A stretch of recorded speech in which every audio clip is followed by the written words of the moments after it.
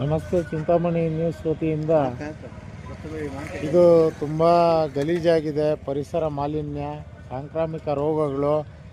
Bharat clinic ಮುಂದೆ ಈ ಥರ ಇರೋದು ತುಂಬ ಆಘಾತಕಾರಿ ವಿಷಯ.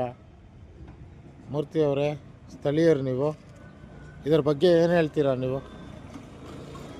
ಬೇಜವಾಬ್ದಾರಿತನ, ಜನರು ಓಡೋ ಸ್ಥಳದಲ್ಲಿ ಈ ಥರ ಅಸಹ್ಯವಾಗಿರೋದು, ಅದನ್ನು ಕ್ಲಿಯರ್ ಮಾಡಬೇಕಾಗಿ ವಿನಂತಿ.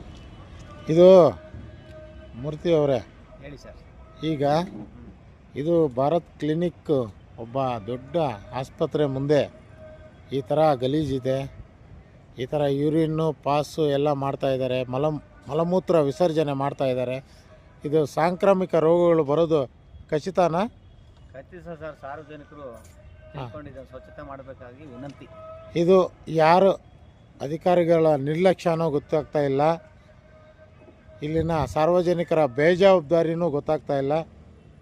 ನಮಸ್ತೆ ಚಿಂತಾಮಣಿ ನ್ಯೂಸ್ ವತಿಯಿಂದ ವರದಿಗಾರರು ನರಸಿಂಹಮೂರ್ತಿ ಅವರು. ಜೈ ಹಿಂದ್, ಜೈ ಕರ್ನಾಟಕ ಮಾತೆ.